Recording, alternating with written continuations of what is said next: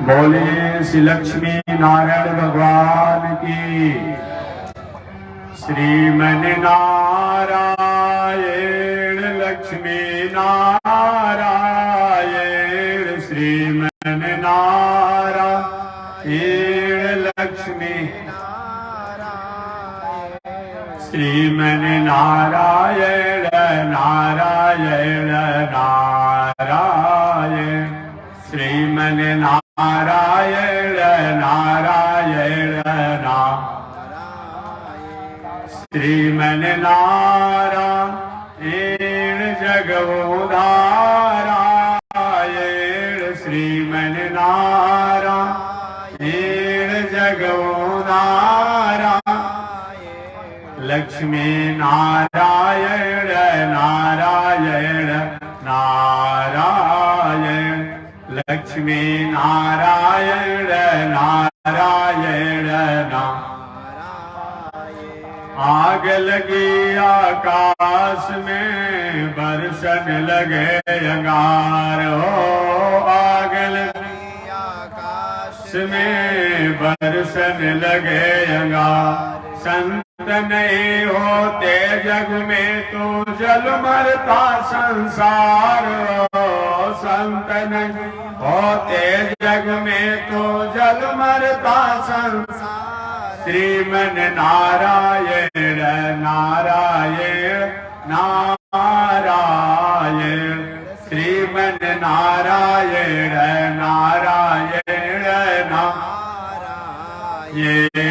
तनी देखी रघुनाथ जी हमारी ओरिया, तनी देखी रघुनाथ जी हमारी,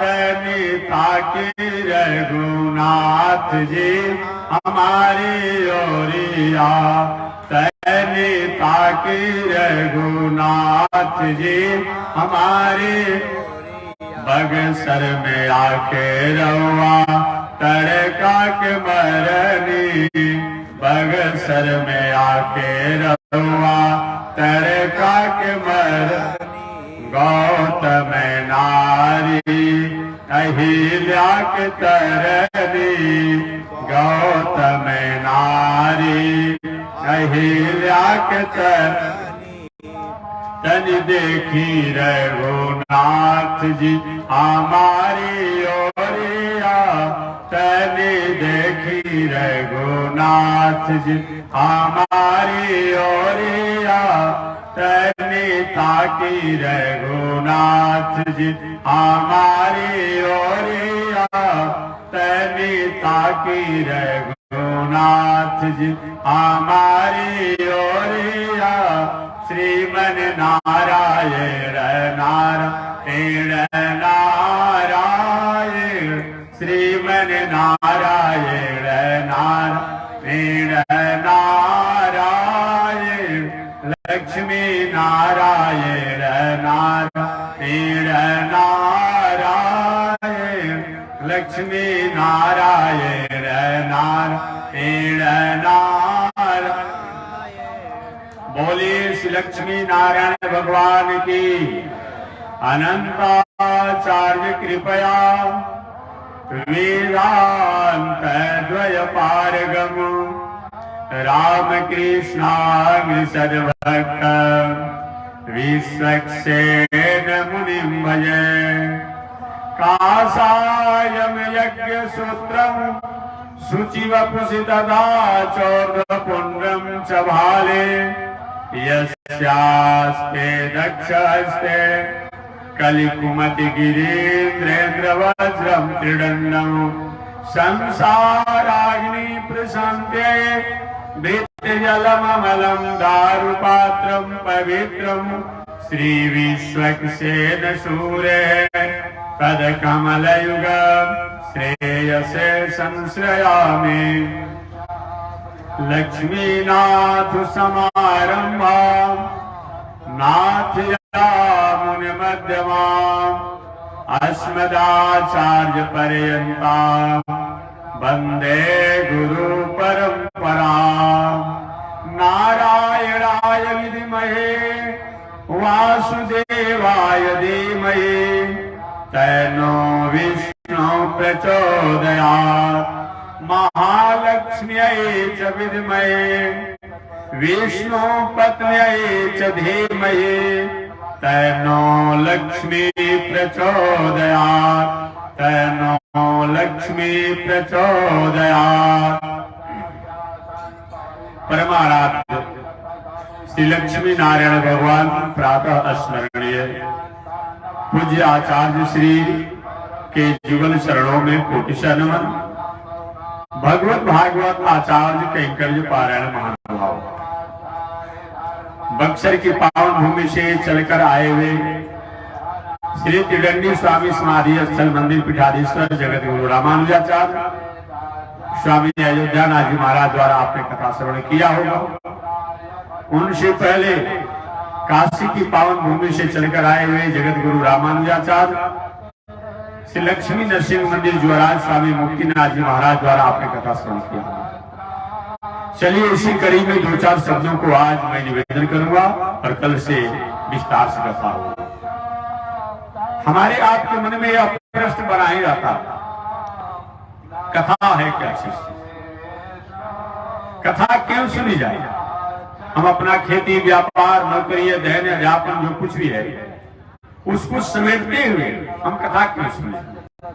कथा सुनने से होता क्या है? कथा को किन लोगों ने सुना और सुनकर क्या किया? एक मीठी बात मैं निवेदन करता हूं, हमारे जीवन में साधन हो, संसाधन हो, सुविधा हो, सब कुछ हो, लेकिन जीवन परिवार में अगर संस्कार न हो तो क्या वह घर अच्छा लगता है? रोज बेटा भाई घर में आपस में झगड़ा करता हो, घर सुंदर अपने आप आलिशान बना हुआ हो, अच्छा लगता है? बहुत द्वार पर गाड़ी घोड़ा खड़ी हो, समाज में बहुत बड़ी प्रतिष्ठा हो, परिवार संस्कारी नहीं हो, बेटा पी कर आया हो तो परिवार खा पी कर आया, गाली गलौज शुरू कर दिया, मन लगता है? नहीं लगता। सारे साधन रहने के बाद में, सारी सुविधाएं रहने के बाद भी जीवन में शांति नहीं होती है। तो हम संसार में खेती व्यापार नौकरी अध्ययन अध्यापन करके साधन और संसाधन को जुटाएंगे, सुंदर घर बनाएंगे, दलान बनाएंगे, मकान बनाएंगे, गाड़ी घोड़ा की व्यवस्था होगी, लेकिन संस्कार की जहां तक बात है, शांति की जहां तक बात है, ये तो सत्संग और कथा के द्वारा ही होगी। जब जब भी जिन लोगों ने भी सत्संग का त्याग किया, कथा का त्याग किया, संत रहे, लेकिन साधन होने के बाद में जीवन में शांति नहीं रही। तो हमारे जीवन में साधन भी होना चाहिए, संसाधन भी होना चाहिए, और उस साधन संसाधन का हम किस तरह से उपयोग करें, इसके लिए सत्संग और संस्कार भी होनी चाहिए। जीवन में कथा है क्या चीज? कथा हमारे जीवन का फ्रीज है। कभी आपने देखा होगा, भोजन न बिगड़े इसके लिए फ्रिज की व्यवस्था कर दिया गया है।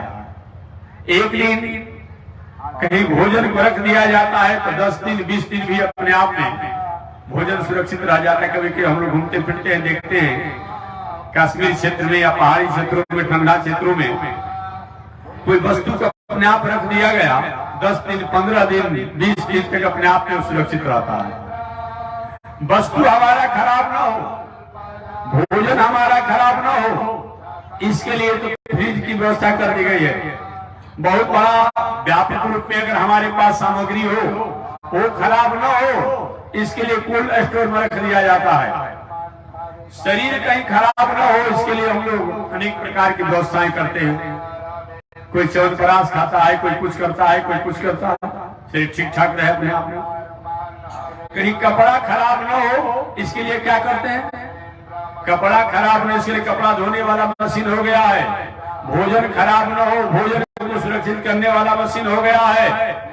और बात तो छोड़िए ना, कहीं बाल अगर सफेद हो जा रहा है तो बाल को भी रंगने वाला उपकरण हो गया है।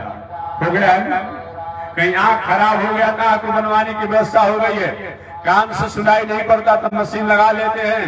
अरे दांत टूट गया तो पत्थर का दांत लग जाता है, किडनी खराब है तो किडनी भी बदल जाती है, रिपेयरिंग हो ही जाता है।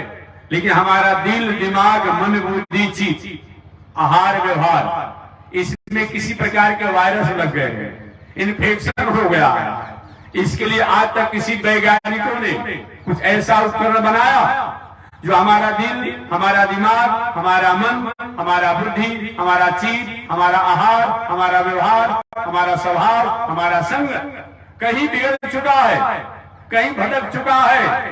इसके लिए आज तक किसी राष्ट्राध्यक्षों द्वारा कोई ऐसा प्रस्ताव को पारित किया गया कि समाज के लोगों का दिल, दिमाग, मन, बुद्धि, सहवास, आहार, व्यवहार में बिगड़ा हुआ है, इसको कैसे शुद्ध किया जाए?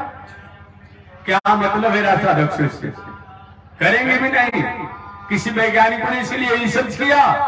आज तक नहीं किया है। किसी इंजीनियरों ने कोई कुछ नहीं किया है। यही कथा है, पूजा है, पाठ है, यज्ञ है, दान है, तीर्थ है, व्रत है, स्वाध्याय है, सत्संग है, यही हमारे जीवन का क्या है? यही अपने आप में सुधार करने का उपाय है, यही है। इसको अलग कर दिया जाए तो जीवन का कोई मतलब नहीं होता है।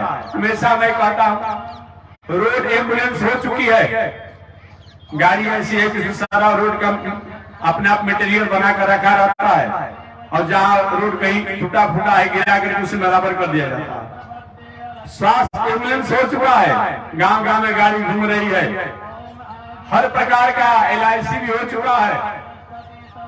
वस्तु से लेके, खेत से लेके, साधन से लेके, संसाधन से लेके, वृक्षों से लेकर के, एक कभी आपने सुना कि आत्मा, दिल, दिमाग, मन, बुद्धि, संस्कार, आचरण कहीं किसी प्रकार का इसमें दोष आ जाए, फाल्ट आ जाए, इसके लिए कोई LIC की व्यवस्था किया गया है? कोई एम्बुलेंस घूमती है रोड पर अपने आप में कि जो व्यवस्था कर दे? नहीं घूमती है, घूमेगी भी नहीं। तो यही जो कथा है, पूजा है, पाठ है, यज्ञ है, दान है, तीर्थ है, व्रत है, यही क्या है? ये आत्मा का एम्बुलेंस है, ये मन, बुद्धि, विवेक का टॉनिक है अपने आप में, जो कहीं किसी कारण से हम भटक चुके हैं, भटक रहे हैं, भटकने वाले हैं, जो हमें रक्षा करता है। इसी का नाम कथा है।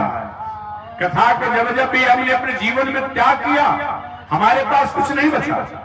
इतिहास के रूप में रावण को हम लोग बार बार कहते रहते हैं, रावण के पास क्या नहीं था? ये बताइए, क्या नहीं था? अर्थात सब कुछ था। पंडित की बात करेंगे, वो पढ़ा लिखा इतना था कि मत पूछिए। जहां तक कुल खानदान की बात पूछेंगे, बहुत बड़े कुल खानदान का जाता, बहुत बड़ा कुल खानदान का था। जहां तक धन संपत्ति की बात करेंगे, आप जीवन भर बेईमानी, शैतानी करके, ऊंच नीच करके, आगे पीछे करके, नौ पाँच करके, और 2-4 रुपया आपने कमाया, कमा कर क्या करते हैं?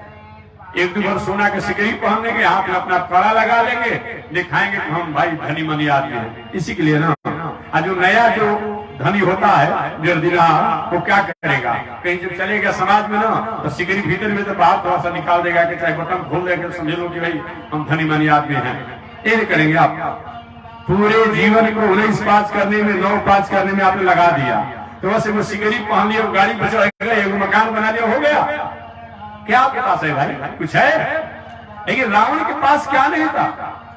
स्वर्ण में लंका पूरी थी, पूरी लंका की महलों को सोना से भर दिया गया था।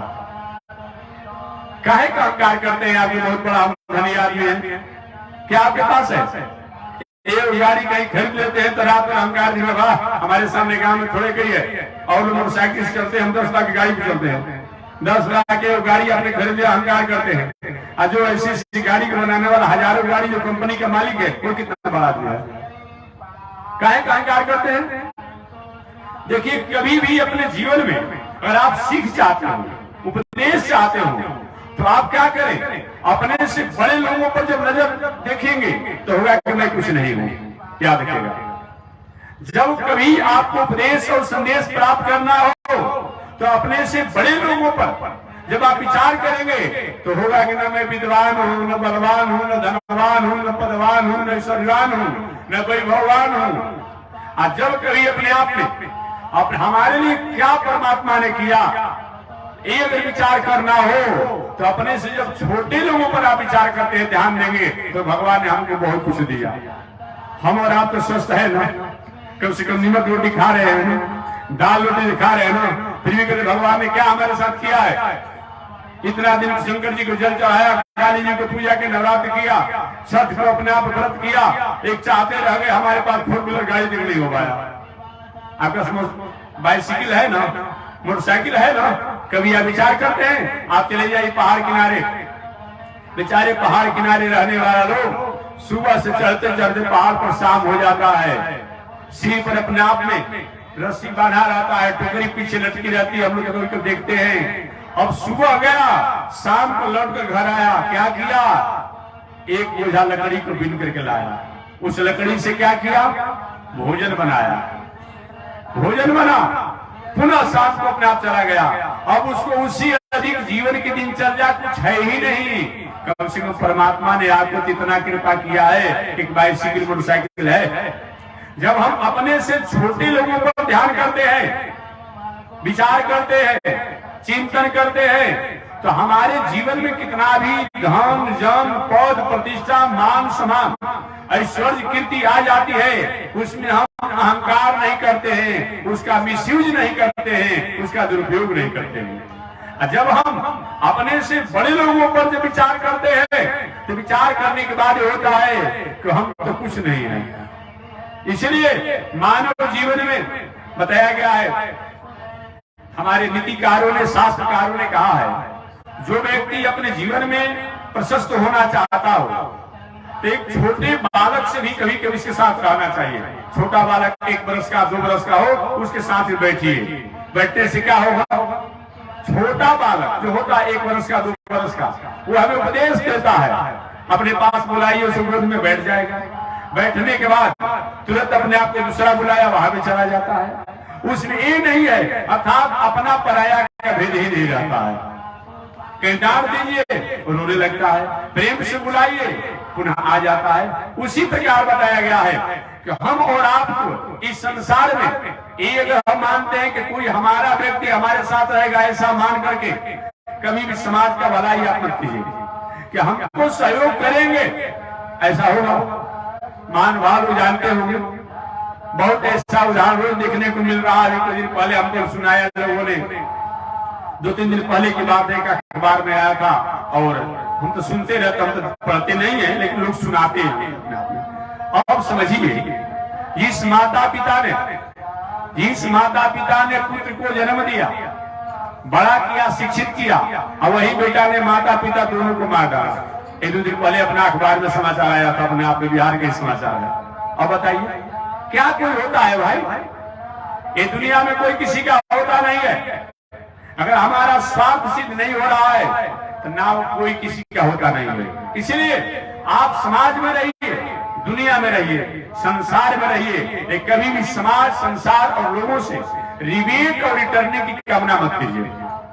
रिवेट और रिटर्निंग की बात मत कीजिए कि हम किसी व्यक्ति को सम्मान किए, सत्कार किए तो हमारे साथ भी ऐसा करेगा, ऐसा विचार करके अगर काम करते हैं और उसके अनुरूप वो नहीं उतरा तो मन में आपको टीस हो जाएगा, उदासी हो जाएगी। इसलिए मानव जीवन में हम मानव हैं, हम मनुष्य हैं, हम समाज की स्थिति में लगे रहेंगे। हमारा एक धर्म होता है, हमारा मौलिक अधिकार होता है समाज की सेवा करना, समाज के अपने आप के साथ रहना। ये मान करके समाज के साथ हम रहेंगे, समाज की हम सेवा करेंगे, परिवार की हम सेवा करेंगे, लेकिन इसके द्वारा हमको प्राप्त होगा ऐसा विचार करके कभी भी अपने आप न करे। वही व्यक्ति इस दुनिया में हमेशा सुख और आनंद को प्राप्त करता है। संत महात्मा और सामान्य व्यक्ति में बहुत अंतर नहीं है।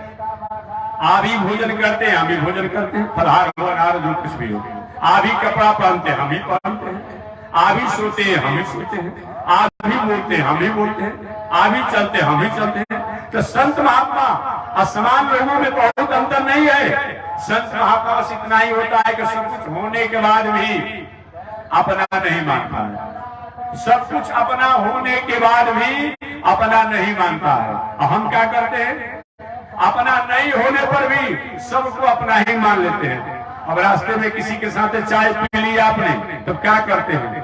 और उसी से मैत्री कर लिए, उसी से मैत्री हमने कर लिया अपने आप में। यही हमारे और आप में दोष है, हमारे आप में यही दोष है। इसलिए संत महात्मा क्या करते हैं, ये चलती गाड़ी दुनिया है, ये चलती गाड़ी दुनिया है, टिकट ले हम भी बैठे हैं, संभल कर चलना रे भाई, पराए संग में धोखा है, हरि भजले हरि भजले हरि भजने का मौका। ये संसार जो क्या है, कुछ लोग कहते हैं महाराज इस दुनिया बहुत झंझट है। अरे दुनिया झंझट है कि आपने झंझट बना लिया है? संसार झंझट नहीं है, याद रखिएगा। संसार अपने आप झंझट नहीं है। लोग कहते हैं कुछ लोग महाराज दुनिया बहुत झंझट है, झंझट है नहीं, हमने झंझट बना लिया है। झंझट दुनिया नहीं है।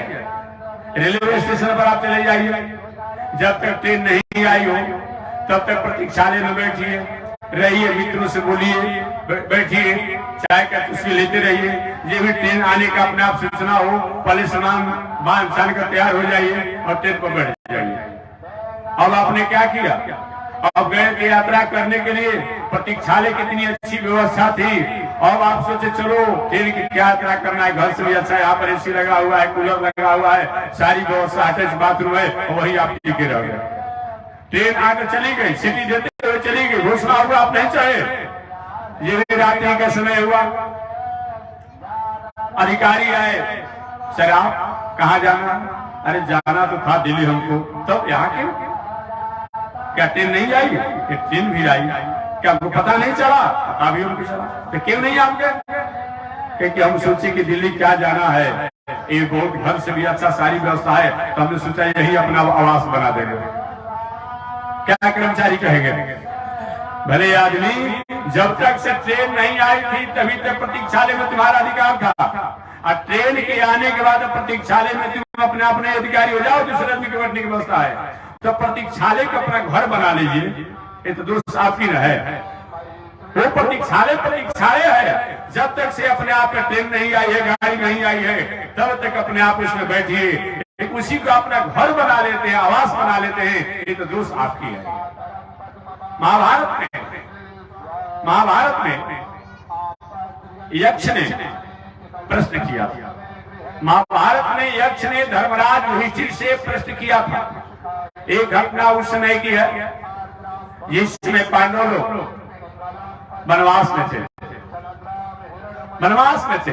एक व्यक्ति ने हमसे पूछा था कि महात्मा जी, क्या धर्म कर्म करने पर भी जीवन में संकट आपत्ति विपत्ति आती है? हमने कहा सबसे अधिक उसी पर आती है। अच्छा? उन्होंने कहा अच्छा, हाँ, जो अच्छे तरीका से रहने वाला है, जो अच्छा जीवन जीने वाला है, उसके जीवन में जितना संकट समस्या आपत्ति विपत्ति आती है, उतना नालायक लोगों पर नहीं आती है। आज के बाद ऐसा पर तो सुन ले मत कीजिए किसी से। आप पूछे तो क्या धर्म कर्म का मतलब होता है, क्यों किया जाए? नालायक लोग जो होते हैं उपद्रवकारी होते हैं, या इनका जब तक चल रहा है तो जय का जय रहेगा, क्षय हो जाएगा तो क्षय हो जाएगा। लेकिन जो ऐसी अच्छी तरीका से जीवन जीने वाले व्यक्ति हैं, उनके जीवन में पग पग पर क्षण क्षण पर हमेशा अपने आप में समस्याएं बनी रहती है। क्यों? इसीलिए कि अच्छे लोगों को हिदायत हमेशा किया जाता है। घर में कोई नालायक आदमी हो, उपद्रवकारी हो, बेटा हो, परिवार हो, भाई हो, वो 12 बजे दिन तक सोए, 2 बजे दिन तक सोए, कोई परिवार जगाने जाता है, सोचता है कि चलो इसमें से सोया हुआ कि घर शांति है ना, आज ये भी जाएगा घर में झगड़ा शुरू कर देगा। अब वही कोई पढ़ने लिखने वाला अच्छा विद्यार्थी हो, अच्छा उस पर सारे घर का अपने आप में उसी पर बहुत बड़ा विश्वास हो कि नहीं ये घर को कहीं न कहीं प्रकाशित करेगा, और रोज 4 बजे जग करके कोई पढ़ता हो, 5 बजे जग कर पढ़ता हो, और वो व्यक्ति कहीं एक दिन 8 बजे दिन तक सो जाए, तो सारे परिवार के लोग पूछते हैं अरे क्यों सो गए थे, क्यों सो गए थे, क्या बात है, क्या समय का पता नहीं था? और समझिए कि अपने आप जो नालायक व्यक्ति है वो 12 बजे दिन तक सोचता है, एक व्यक्ति जगाने वाले नहीं मिलते हैं। और जो अच्छे पढ़ने लिखने वाला अपने आप में प्रज्ञ है, जो मेधावी है, जो भविष्य है, होनहार है, एक दिन गलती से कहीं 8 बजे दिन सो गया, सब उसको पूछने लगते हैं। इसीलिए भगवान की भी हाल वही है, जो अच्छे तरीका से रहता है उन्हीं पर अनुशासन होता है। अच्छे लोगों पर भी अनुशासन होता है, जो बिगड़ा हुआ है उस पर अनुशासन करेंगे क्या करेंगे? दूध फटे नहीं, दूध फटे नहीं, इसके लिए तो व्यवस्था आप करते हैं, इसके लिए व्यवस्था करते हैं कि दूध फटे नहीं अपने आप में। लेकिन अपने आप में अगर माथा खाटा हो जाए तो क्या बिगड़ेगा? तकलीफ जिसको आप कहते हैं, जितना खाटा होगा उतना अच्छा कढ़ी बनेगा। अरे बिगड़े हुए व्यक्ति को क्या सुना सकते हैं भाई? एक अलग उदाहरण दे। एक व्यक्ति अपने आप में कोयला में काम करता है, कोयला में काम करने वाला व्यक्ति है, रोज देखते हैं लोग कि कोयला में सुबह जाता है शाम तक काम करता है, एक भी व्यक्ति पूछने वाला नहीं मिलता है कि भाई काली कहाँ लग गया, काली कहाँ लग गया, कोई नहीं पूछता है। और वही कोई व्यक्ति सफेद कपड़ा धोती पहना हो, सफेद कपड़ा फुल पैंट पहना हो और थोड़ा सा गलती से कहीं काली लग जाए, रास्ते में जितने लोग मिलते हैं सब पूछते हैं काली कहाँ लग, दिख नहीं रहे, ढूंढ लेना चाहिए, जबकि काली उसको अधिक लगा हुआ है जो कोयला में काम करता है। एक भी व्यक्ति मिलता नहीं है पूछने वाला कि काली क्यों लगा ली, तो जानते हैं तो कोयला में काम करता है। आज अपने ऐसे लग गया उससे सब लोग पूछते हैं। इसलिए कभी लोग कहते हैं कि समर्थ के नहीं दोष गोसाई, कहता है कोई बात बात कहता है लोग कि समर्थी व्यक्ति को दोष नहीं लगता। कहाँ पढ़े हैं? पढ़े हैं कि सुन लिए? समर्थी में जितना दोष लगता है उतना और किसी में दोष नहीं लगता है। क्या देखिएगा, क्या चीज? समर्थी व्यक्ति में जितना दोष लगता है उतना और किसी में दोष नहीं लगता है। तो कहे महाराज मानस में क्यों लिखा हुआ है कि समर्थ के नहीं दोष गोसाई? ये मानस में लिखा गलत नहीं है, आपको समझने में गलती हो गई है। हमको एक भी उदाहरण आप बता दीजिएगा, 2-4 दिन रहना है अभी यहाँ पर, कि कौन दुनिया में ऐसा समर्थी हुआ जिसमें दोष नहीं लगा? अभी रहना हमको बताइए, कौन ऐसा व्यक्ति हुआ जो समर्थी हुआ उसमें दोष नहीं लगा? अब उदाहरण क्या देता है लोग कि समर्थ में नहीं दोष गोसाई, समर्थी में दोष नहीं लगता है। उदाहरण करता है, सूर्य का उदाहरण देता है, अग्नि का उदाहरण देता है और गंगा जी का उदाहरण देता है। लोग सूर्य में दोष नहीं लगता है। अभी 2 बार ग्रहण लग गया एक महीना पहले अपने आप में, अब समझिए 2 बार ग्रहण लगा। ग्रहण में यहाँ तक हुआ कि शरीर पर जो वस्त्र सा हुई पिछने की बात आ गई। मंदिर की इतना हम पूजा करते हैं, मंदिर सब दुनिया पवित्र होती है, मंदिर के पट को बंद कर दिया जाता है ताकि अपने आप में कहीं ग्रहण का प्रभाव ना हो। कितना बड़ा दोष है ये, पूजा करना बंद हो जाता है, इससे बड़ा दोष क्या हो सकता है? तो सूर्य चंद्रमा में जब ग्रहण लगता है कितना बड़ा दोष हो गया। तो सामर्थी व्यक्ति पर जितना दोष होता है और कहीं होता ही नहीं है। जहां तक अग्नि की बात करते हैं, शमशान की अग्नि से आप अपना आहुति करेंगे? शमशान की अग्नि से बेटा का तिलक हवन करेंगे? नहीं करेंगे। निकलना चाहिए, नहीं करेंगे अपने आप में। जहां तक अपने आप में गंगा जी की बात करते हैं, गंगा जी में दोष नहीं है। गंगा जल हो, महुआ हो और उसमें गुड़ डाल दिया जाए और तीनों का संयोग हो जाए, कोई सेवन करेगा? नहीं करेगा जी, अपने आप में नहीं होगा, नहीं होगा। वाह, अकबर के समर्थी में दोष नहीं होता। कौन ऐसा व्यक्ति है जो हमको बता दीजिएगा? 4 दिन रहना है, प्रमाण के साथ बताइएगा। ऐसे आप तर्क द्वारा करेंगे तो मैं आपसे पहले ही अपना भाई मैं आपको जवाब नहीं दे पाऊंगा। प्रमाण के साथ बताइए, कौन दुनिया में ऐसा समर्थी हुआ जिसमें दोष नहीं लगा? बता दीजिएगा। आप कहते हैं, चलिए मैं आपकी तरफ से कह रहा हूं, इंद्र को समर्थी मानते हैं आप लोग? देवराज इंद्र को इंद्र में दोष लगा कि नहीं लगा? 3 बार ब्रह्म हत्या का दोष लगा। यही बक्सर है जहां हम लोग के अपना गुरु स्थली भी है और पूरे विश्व की अपने आप में जितने देवी देवता को मानने वाले सबकी भी अपने आप में जन्मभूमि बक्सर है। हमेशा मैं कहता हूँ, कहते रहूंगा, प्रमाण के रूप में कहता हूँ। जितने देवता लोग हैं सभी देवताओं की जन्मभूमि बक्सर है। ये बात समझने की कोशिश कीजिएगा, क्योंकि कश्यप अदिति महातप की ना, कश्यप अदिति महातप की है और कश्यप ऋषि अदिति के ही पुत्र तो आदित्य हैं। जब आदित्य का अपने आप अदिति और कश्यप कहीं बक्सर में रहे तो उनके पुत्र जो हुए भले कहीं जाकर के अपना में किसी का जन्म कहीं अलग हुआ हो और व्यवसाय कहीं अलग करता हो, लेकिन कर्म भूमि अपने आप में कहीं अलग हो, लेकिन जन्मभूमि तो बक्सर है। सारे देवताओं की जन्मभूमि बक्सर है। इतना ही नहीं, हम तो वहां निवेदन किया था कि भगवान श्री राम की मूल जन्मभूमि बक्सर है, ये जानिएगा अपने आप में। तो मैं निवेदन करना चाह रहा था, कौन ऐसा समर्थी है ये हमें बता दिए अपने आप। एक नाम बताइए, हम तो आपको 2-4 उदाहरण दे देंगे। देवराज जी ने कुछ समर्थी मानते हैं। गौतम ऋषि की नारी के प्रति उनकी भावना दोष आ गई, इंद्र की केवल कुचेष्टा मन में आ गया, जिसके चलते गौतम ऋषि ने श्राप दिया, अरे इंद्र की गद्दी पर बैठ करके, देवलोक की गद्दी पर बैठ करके, इतनी बड़ी प्रतिष्ठा की गद्दी पर बैठ करके, और तुम्हारी चंचल बुद्धि हो गई, जाओ तुम एक छिद्र के लिए अपना चंचलता किया है, तुम्हारे शरीर में 1000 छेद हो जाए। वही इंद्र के शरीर में 1000 छेद हो गया, 1000 छेद हो गया अपने आप में। दूसरा लगा कि नहीं लगा? दूसरा बार आपने सुना होगा, त्वष्टा के पुत्र विष्णु को उन्होंने पुरोहित बनाया, और पुरोहित बना करके बाद में इंद्र द्वारा मार दिया गया। पर हत्या के दोष लगा कि नहीं लगा? तीसरी बार त्वष्टा ऋषि ने एक अपने सत्य संकल्प से दैत्य को प्रकट किया, जो वृत्रासुर के नामों से जाना गया। भले वो राक्षस था, लेकिन भगवान का ध्यान चिंतन कर रहा था। उसी समय इंद्र ने क्या किया, उस पर अपना प्रहार कर दिया। तीसरी बार अपने आप में इंद्र पर ब्रह्महत्या का दोष लगा। अब इंद्र जैसा को भी ब्रह्महत्या का दोष को बचा पाया। आप ब्रह्मा जी को समर्थवान मानते हैं ना? ब्रह्मा जी में दोष लगा कि नहीं लगा? ब्रह्मा जी में दोष लगा कि नहीं लगा? लगा है।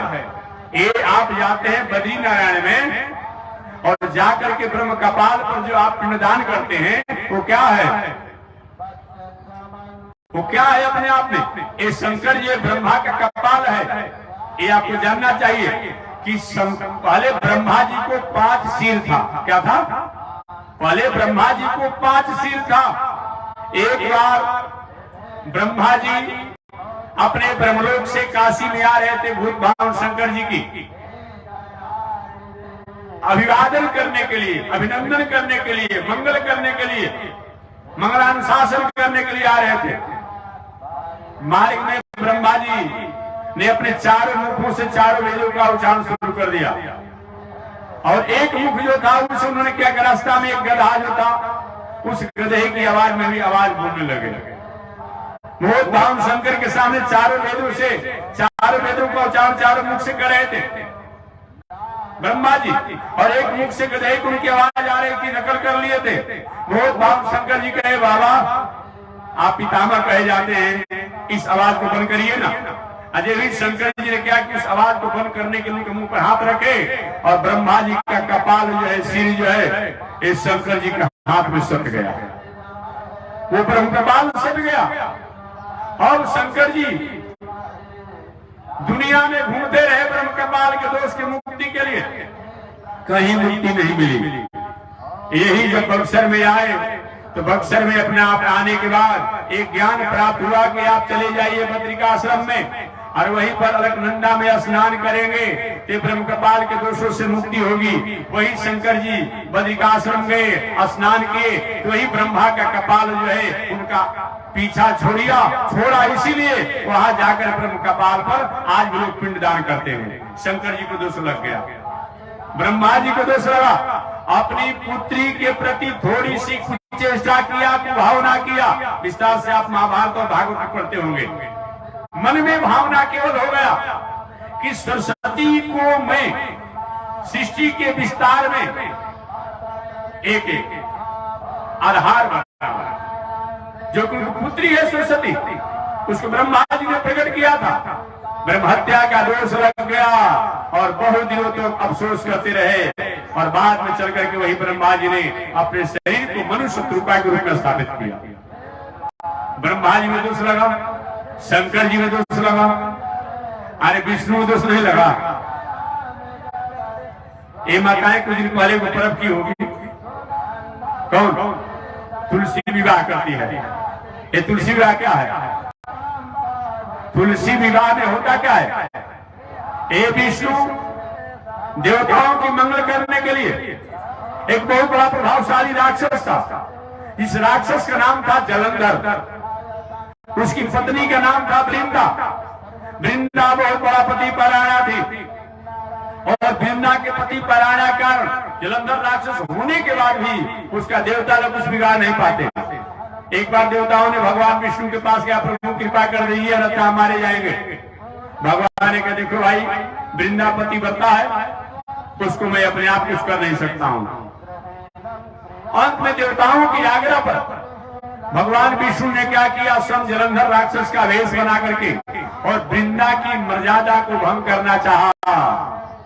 वृंदा पहचान गई कि मेरे स्वामी नहीं है, मेरे पति नहीं तो साक्षात विष्णु है, मेरे स्वामी जलंधर का वेश बना कर आए हैं। वृंदा ने साफ दिया विष्णु भगवान को, आप इतने बड़े स्थिति में होकर के, प्रतिष्ठा में होकर के और देवताओं कहने में आकर के मेरी मर्यादा को आप भंग करने के लिए आए हैं, तो जाइए मैं साफ देती हूं, आप पाषाण हो जाइए। वही जलंधर राक्षस की पत्नी वृंदा के साप के कारण भगवान विष्णु को शालिग्राम भगवान बनना पड़ा, जो रोज हम उनकी पूजा करते हैं, यही शालिग्राम भगवान है। ये वृंदा के साप का शालिग्राम भगवान बनना पड़ा और वृंदा स्वयं अपने आप में तुलसी वृक्ष बन गई। ये क्या है अपने आप में? इसलिए कौन ऐसा व्यक्ति है? मैंने ब्रह्मा जी का नाम लिया, शंकर जी का नाम लिया, भगवान विष्णु का नाम लिया, इंद्र का नाम लिया। आप समर्थी किसको मानते हैं? दशरथ जी महाराज को समर्थी मानते हैं ना? दसों दिशाओं में उनका रथ चलता था, उनमें दोष लगा कि नहीं लगा? दशरथ जी महाराज के बारे में आप जानते होंगे। एक बार दशरथ जी महाराज अपने रथ पर आरूढ़ होकर के प्रजा को निरीक्षण करने के लिए निकले थे। अचानक कुछ ही आगे बढ़े कि आवाज आई। वह आवाज थी, फटफट की आवाज आ रही थी। दशरथ जी महाराज के पास ऐसी विद्या थी कि शब्द वेद ही बाण के अपने आप अधिकारी थे, शब्द सुनकर के बाण छोड़ देते थे, दृष्टि को देखने से कोई मतलब नहीं था। आवाज की तरफ बाणों को छोड़ दिए। दशरथ जी महाराज के मन में ऐसी भावना थी, कोई हिंसक जीव है जो आसपास के सरोवर में कहीं जल पी रहा है, जल पीकर कहीं प्राणियों को घात पहुंचाएगा, कहीं संकट में डालेगा। दशरथ जी महाराज ने बाण छोड़ दिया और बाण छूटते ही वहां तो कोई हिंसक जीव नहीं था, वहां तो एक तपस्वी के पुत्र थे जिनका नाम था श्रवण कुमार। क्या नाम था? श्रवण कुमार। श्रवण कुमार पर जब ही बाण लगा, आहत होकर के गिर पड़े। दशरथ भाई आवाज तो क्रंदन की आ रही है, करुणा की आ रही है, ये कौन है? पहुंचे वहां पर, देखिए तो एक तपस्वी है। उन्होंने परिचय बताया, मेरे पिता माता पिता अंधा अंधी हैं, उन्हीं को जल पिलाने के लिए मैं जल लेकर के जा रहा था, कि अब मैं जी नहीं पाऊंगा, ये जल ले जाकर मेरे माता पिता को पिला दीजिएगा, मेरी घटना को बता दीजिएगा। दशरथ जी महाराज बहुत बड़े दुखी हुए, अंधा अंधी के पास गए और जाकर के अपने आप में सारी घटना बताई कि महाराज हमारे द्वारा गलती हो गई, आप जल पी लीजिए। अंधा अंधी ने कहा, श्रवण के माता पिता ने कहा, ब्रह्महत्या का तुम पर दोष तो नहीं लगेगा, लेकिन जाओ, जैसे मैं अपने पुत्र के वियोग में मर रहा हूं दोनों, एक दिन ऐसा समय आएगा कि तुम भी अपने पुत्र के वियोग में तड़प तड़प करके मरोगे। उसमें दशरथ जी महाराज को उसमें राम लक्ष्मण इत्यादि पुत्र नहीं हुए थे। क्या लिखेगा? वाल्मीकि रामायण में लिखा हुआ है। इसमें दशरथ जी महाराज कौशल्या के गोद में हा राम हा सीते हा लक्ष्मण करते हुए अंतिम बेला में थे, अंतिम समय में थे जाने के। उसमें कहे, कौशल्या आज हमको उस तपस्वी का साप याद आ गया। तपस्वी ने कहा था कि जैसे मैं अपने पुत्र के वियोग में मरूंगा, एक दिन समय आपके पास आएगा, उसमें मेरे राम लक्ष्मण नहीं थे, एक उस दिन मेरी प्रसन्नता भी उस साप से, और आज कष्ट हो रहा है। प्रसन्नता हमें इसलिए हुई कि तपस्वी जब कहे हैं तो निश्चित रूप से हमारा पुत्र होगा, जो बाद में मेरे पुत्र राम लक्ष्मण हुए। आज वही घटना हमें याद आ रही है, अब हमें मरने से कोई रोक नहीं पाएगा। ऐसे दशरथ जी महाराज उस श्रवण कुमार को जो हुआ, क्या चीज आज की भाषा में अलग होती है, उनको अपने आप में ढांप दिया गया था। ये दोष रखना राजा नहीं, जब इनको समझवेदी बाण का अधिकार ज्ञान नहीं था तो समझवेदी बाण छोड़े क्यों इन्होंने? इन पर दोष लगा। किसी को दोष नहीं बताया, भगवान कृष्ण पर दोष लगा कि नहीं लगा? समंतक मणि का पूछे भगवान श्री कृष्ण, गुरुदेव हमारे पर एक कलंक क्यों लग गया? तो शांडिल्य ऋषि ने कहा कि आपने भादों के चौथ के चंद्रमा को देखा है, इसके परिणाम स्वरूप आपको अपने आप में समंतक मणि चोरी नहीं करने पर भी चोरी का दोष लगा।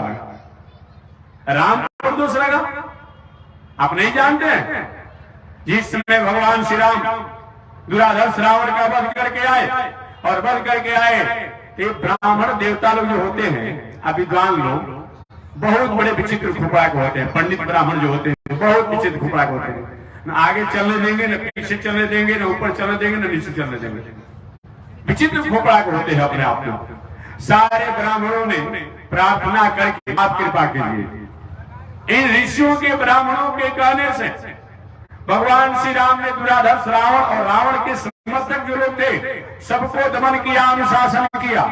और जब दमन अनुशासन किया, समापन किया, तो ब्राह्मणों में मिलकर के एक अपने आप अपना में षड्यंत्र कर दिया।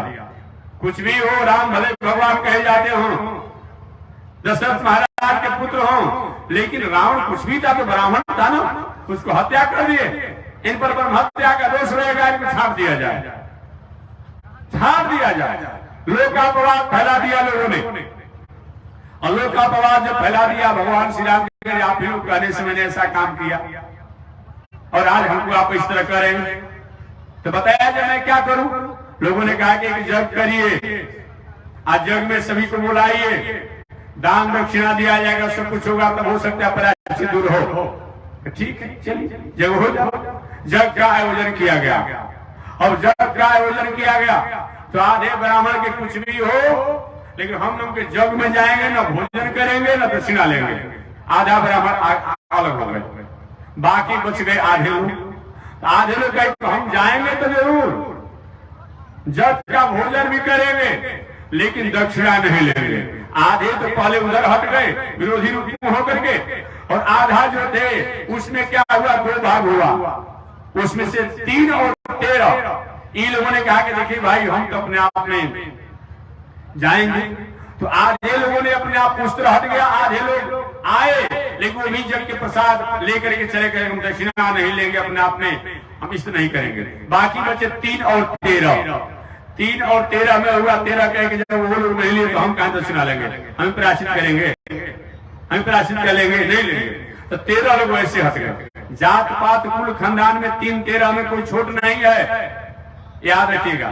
चाहे 3 हो, 13 हो, या 3-13 से अलग भी कोई हो, जो ऋषि लोग जो अपने आप में, वो कोई छोट नहीं है, लेकिन 13 लोग ऐसे हट गए। बाकी बचे 3 लोग, और 3 लोग जब बचे अपने आप में, कौन कौन? गर्ग, गौतम, शांडिल्य।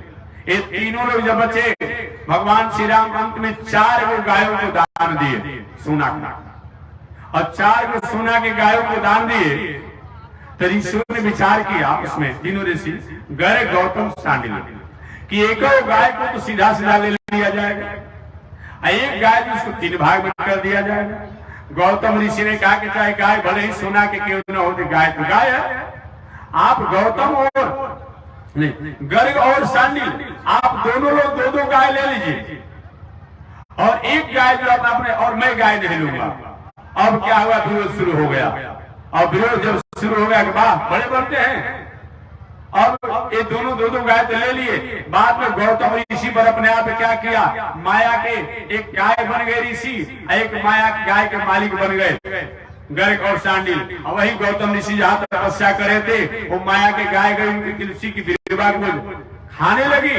उन्होंने ओम हूं फट फट कहकर के कपड़ा झारे, हाथ झारे, वो गाय माया की तो मर गई। और ऋषि प्रगट हो गया, उस समय तुम कहता था कि हम दान नहीं लेंगे, गाय को हत्या कर दिया ना, प्रायश्चित करो, प्रायश्चित करो, प्रायश्चित करो। गौतम ऋषि रोने लगे कि मैंने तो ऐसा कुछ किया नहीं है, आकाशवाणी हुई कि आपने किया नहीं है, लेकिन आप पर कलंक लगाया गया है, जाकर के तपस्या करें और तपस्या द्वारा एक गंगा को प्रकट करें, जो गंगा द्वारा माया की गाय का कल्याण होगा, तब आपका प्रायश्चित दूर होगा। वही गौतम ऋषि जाकर के तपस्या किए और तपस्या करके एक गंगा को प्रकट किए, जिस गंगा का नाम है गोदावरी। गंगा बड़ी गोदावरी तीर्थ में प्रयाग, वही गोदावरी प्रकट हुई। प्रकट होकर के वही माया की गाय को स्पर्श किया और वह माया गाय मुक्त हुई। और वही गोदावरी जो त्रिमकनाथ जो कहते हैं त्रिमकेश्वर, वही अपना आज भी बहती है। इस तरीका से अपने आप में मार्जन हुआ। तो भगवान श्री राम को दोष लगा कि नहीं लगा? कृष्ण को दोष लगा कि नहीं लगा? ब्रह्मा को दोष लगा कि नहीं लगा? शंकर जी को दोष लगा कि नहीं लगा? इंद्र को दोष लगा कि नहीं लगा? कौन ऐसा समर्थी व्यक्ति है इस पर दोष नहीं लगा? इसलिए समर्थ के नहीं दोष गोसाई, क्या समर्थी को दोष नहीं होता है? अर्थात समर्थी में जैसा दोष लगता है और कहीं दोष नहीं लगता है। कहीं बकरी हाला उल्टा करेगी, एक दो छड़ी मार के भगा देंगे, हाथी पकड़ा जाएगी तो गोली मार देने के सरकार से आदेश है कि भाई बहुत बड़ा प्राणियों का हाथ होगा, या तो कहीं बंद करने की बात आएगी। हाथी पकड़ाने पर उसका कोई समाधान किया जाता है, अब बकरी कहीं हला करेगी तो डांट फटका हटा दिया जाएगा।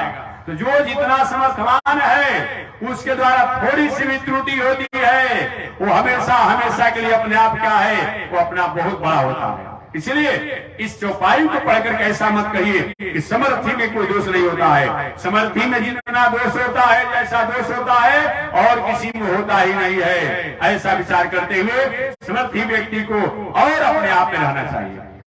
तो मैं निवेदन करना चाह रहा था, आप दुनिया में समाज की सेवा तो करिए, समाज की भलाई में रहिए, लेकिन समाज से रिटर्ने की कभी कामना मत कीजिए। जब जब राष्ट्र और समाज से हमने लेने की कामना किया और हमारे अनुकूलता अनुसार समाज और राष्ट्र नहीं रहा, तो हम अपने आप में दुख का कारण है। दुख का कारण दुनिया नहीं है, दुख का कारण संसार नहीं है, झंझट का कारण दुनिया नहीं है। झंझट हमने बना लिया है, झंझट हमने पाल लिया है। एक हास्य में कथा कह करके वाणी को विराम दे दूंगा। हमने झंझट को सम अपने पाल लिया है। झंझट दुनिया नहीं है। आज किसी के मरने से आपको दुख है क्या? नहीं नहीं, किसी को मरने से अगर दुख होता, रोज अखबार आप पढ़ते होंगे, टेलीविजन सुनते होंगे, मोबाइल द्वारा समाचार सुनते होंगे। अमुक अपने आप में शहर में ट्रेन दुर्घटना हो गई, बस दुर्घटना हो गई, पुल दुर्घटना हो गई, नदी दुर्घटना हो गई, नौका दुर्घटना हो गई, 10 लोग मर गए, 5 लोग घायल हैं, 50 लोग को लापता है। क्या करते हैं? आपने पढ़ा, पढ़ने के बाद चाय का चुस्की आपने ले लिया, थोड़ा सा बिस्कुट भी थोड़ा सा खा लिया, पुनः दूसरा पाना। नहीं, इसके अलावा अमुक दूसरे शहर में एक और घटना हुई है जो बहुत बड़ा दर्दनाक है, उन्हें आपने चाय पिया, चुस्की ले लिया। मरने से आपको दुख है? अगर मरने से दुख होता तो चाय की चुस्की ली जाती। मरने से दुखी नहीं है, याद रखिएगा।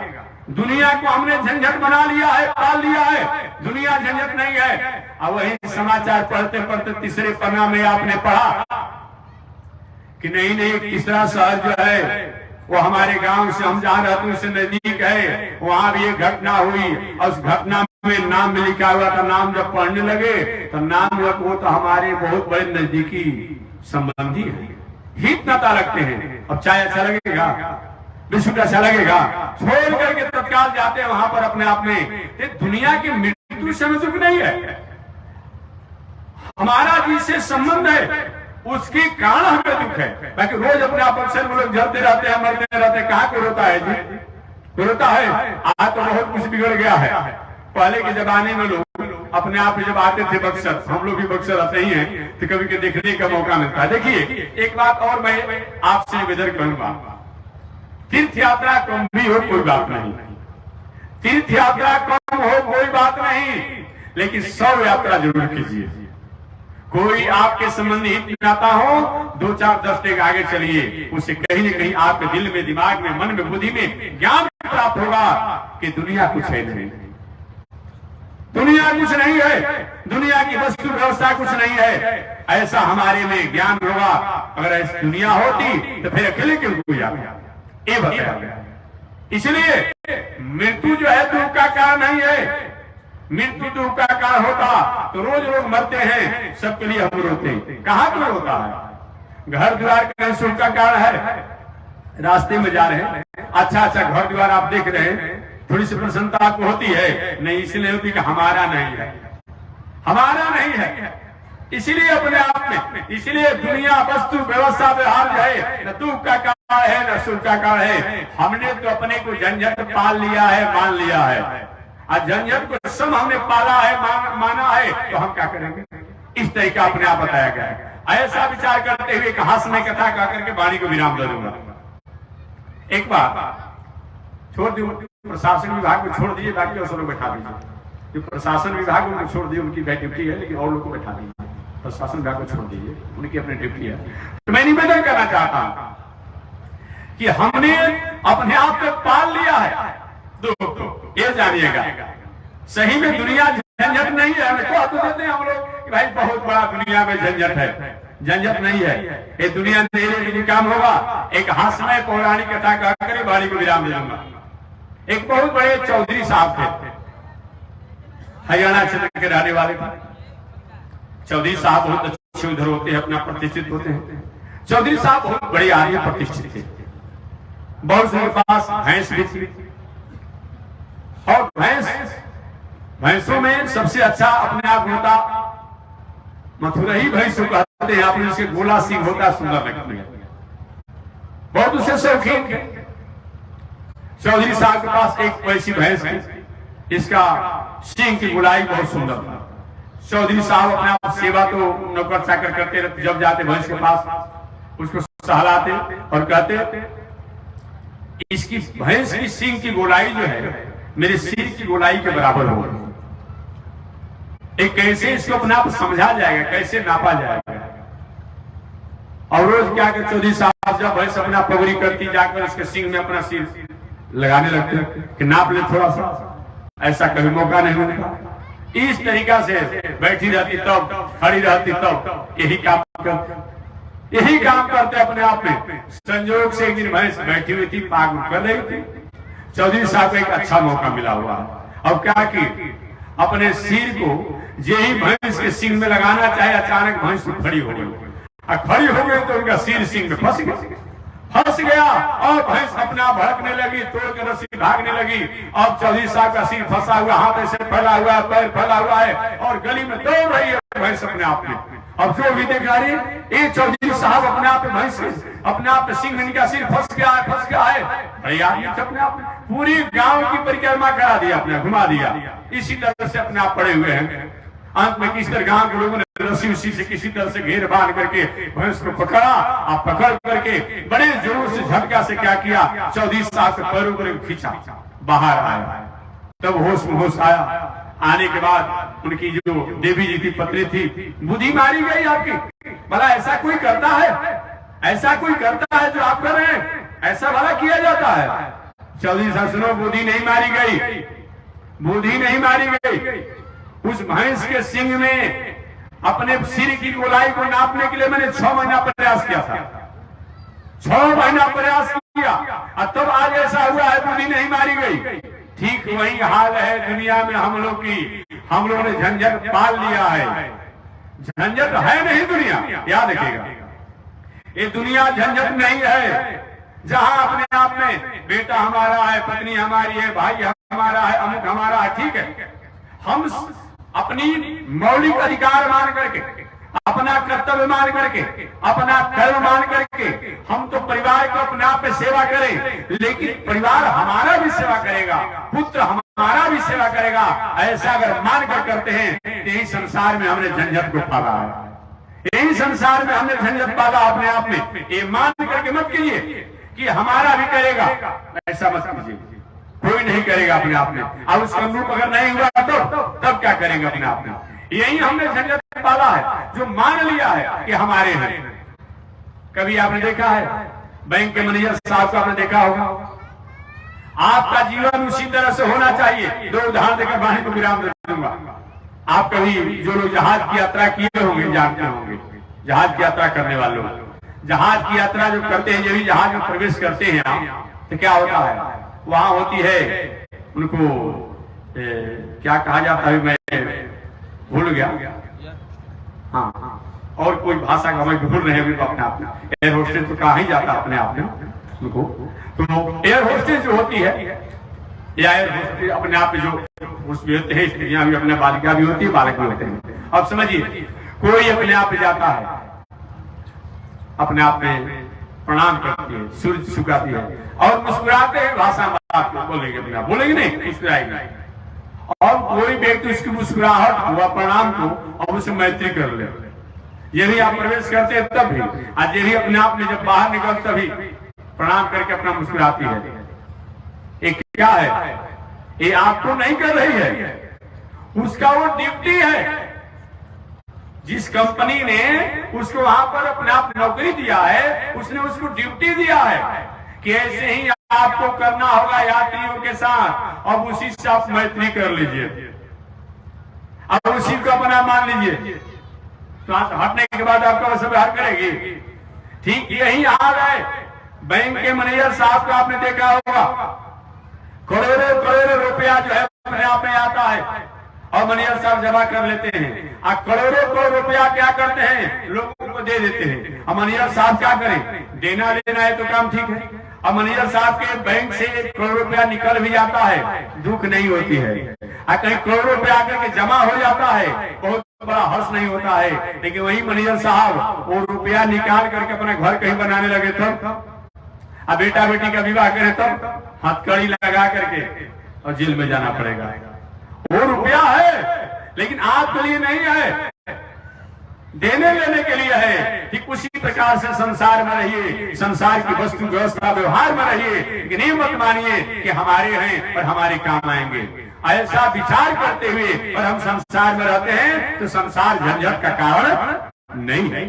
मन एवं मनुष्याणाम कारणम बंध मोक्ष, मन ही मनुष्य के बंधन और मोक्ष का कारण है। ऐसा विचार करते हुए मन के हारे हार है, मन के जीते जीत, मन ही मिलावत राम से और मन ही करत भजीत। इसलिए जो कुछ भी है, हमने दुनिया को अपना मान लिया, दुनिया की वस्तु को अपना मान लिया, दुनिया की व्यवस्था को अपना मान लिया, दुनिया के व्यवहार को अपना मान लिया, यही हमारे बंधन और झंझट का कारण है। बाकी दुनिया का कोई भी वस्तु व्यवस्था व्यवहार जो है वो झंझट का कारण नहीं है। इस तरह विचार करते हुए हम और आपको जीवन जीना चाहिए। तो कथा का मतलब होता क्या है, कथा हमारे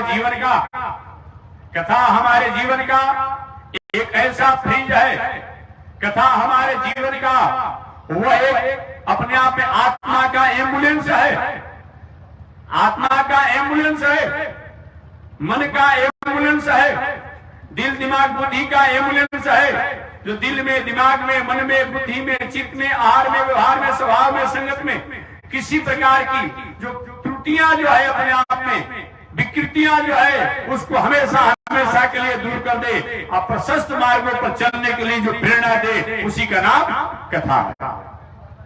कथा में भगवान का वर्णन किया गया है। केवल कथा में भगवान का ही वर्णन नहीं है, कथा में भगवान के भक्तों का भी वर्णन किया गया है। जिस प्रसंग में, जिस घटना में, जिस इतिहास में, जिस पुराण में, जिस आख्यान में, जिस आख्यायिका में भगवान का तो वर्णन किया ही गया हो, भगवान के भक्तों के भी चरित्र को वर्णन किया गया हो, उसी को कथा कहते हैं, उसी का नाम कथा है। प्रश्न होगा कि महाराज कथा में क्या भगवान के भक्तों का वर्णन है?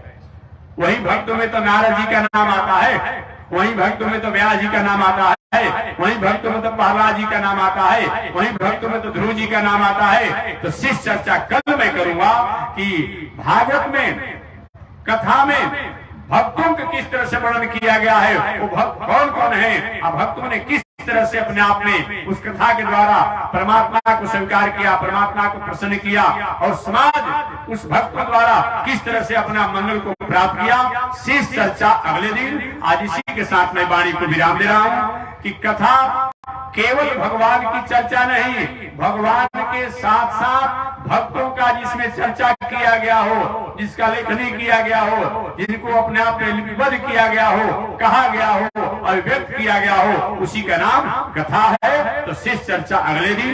आज इसी के साथ मैं वाणी को विराम दे रहा हूं। एक बार भगवान का नाम ले, आगे परमात्मा की जय श्री श्रीमन नारायण लक्ष्मी नारायण, श्रीमन नारायण लक्ष्मी नारायण, श्रीमन नारायण नारायण नारायण, श्रीमन नारायण नारायण नारायण। आग लगी आकाश में बरसन लगे अंगार हो, आग लगी आकाश में बरसन लगे। संत नहीं होते जग में तो जल मरता संसार हो, संत नहीं होते जग में तो जल मरता संसार। श्रीमन नारायण नारायण नारायण, श्रीमन नारायण नारायण नारायण, लक्ष्मी नारायण नारायण नारायण, लक्ष्मी नारायण नारायण नारायण। बोलिए श्री लक्ष्मी नारायण भगवान की, श्री भाष्यकार भगवान रामानुजाचार्य स्वामी जी महाराज की, श्री प्रतिवाद वेंकटाचार्य स्वामी जी महाराज की, विश्ववंद्य जगदाचार्य श्रीमद विश्वक्सेनाचार्य अस्मदाचार्य पूज्य गुरुदेव श्री त्रिदंडी स्वामी जी महाराज की, श्री त्रिदंडी स्वामी जी महाराज की, वामनाश्रम सिद्धाश्रम चरित्रवन बक्सर विहार बारह धाम की, जगत जननी जगदम्बा श्री महालक्ष्मी माता के, श्री महालक्ष्मी माता के पावन धाम के, पावन धाम के, पावन स्थल के, पावन महामहोत्सव के, पावन महामहोत्सव के। जय जय श्री सीताराम, जय जय श्री राधेश्याम, जय जय श्री श्रीमन नारायण, जय जय श्री भास्कर, जय जय श्री भास्कर। हरि ओम। शांति है, शांति है, शांति। नारायण। ठीक, आप याद रखेंगे प्रातः काल की आरती जो भगवान की मैं करते रहता हूं, तो प्रातः काल की आरती अभी ठंडा समय चल रहा है, तो 8 बजे से प्रारंभ होगी और 8:30 बजे तक होगी। तो 8 बजे से पहले आने की आवश्यकता नहीं है। 8 बजे से 8:30 बजे के बीच में भगवान की आरती जब तक रहेंगे तब तक होती रहेगी। तो समय मिलने पर आप प्रातः काल की केवल भगवान की आरती होती है, पटकथा नहीं होती। तो भगवान की आरती में 8 बजे सुबह से लेकर के 8:30 बजे तक आप सादर आमंत्रित हैं। यज्ञशाला का कार्यक्रम अपने समय अनुसार 3 समय में चलते रहेगा। यजमान पंडित अपने अनुसार समय में रहेंगे। इधर कथा प्रवचन ठीक 12 बजे से ठीक 12 बजे से लेकर के 5 बजे सायंकाल तक एक कथा चलती रहेगी। तो 12 बजे से 2 बजे तक हमारे मुक्तिनाथ स्वामी जी कथा सुनाएंगे। 2 बजे से 4 बजे तक हमारे अयोध्यानाथ स्वामी जी कथा सुनाएंगे। और 4 बजे से 5 बजे तक मैं भी 2-4 शब्दों को निवेदन करूंगा। इस तरीका से और जैसा होगा सूचना दी जाएगी। बस इसी के साथ वाणी विराम। एक बार भगवान का नाम लिया गया, आरती किया गया।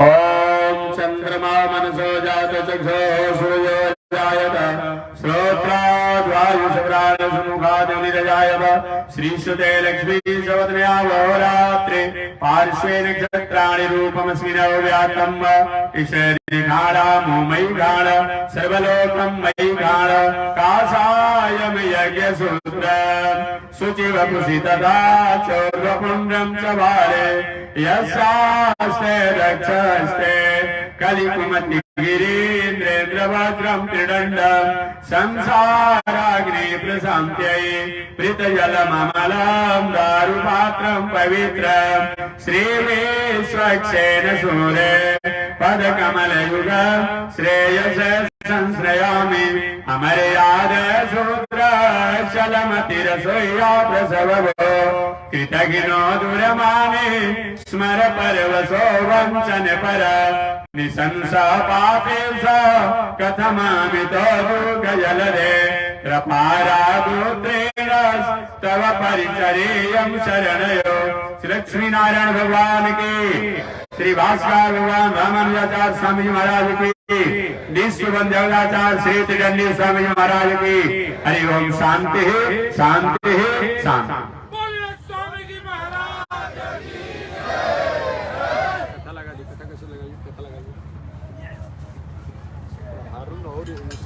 ठीक नहीं लगा, थोड़ा भार को था बोलने में भार है, और आ रहा है ना, खाना रखो तक आ जाएगा।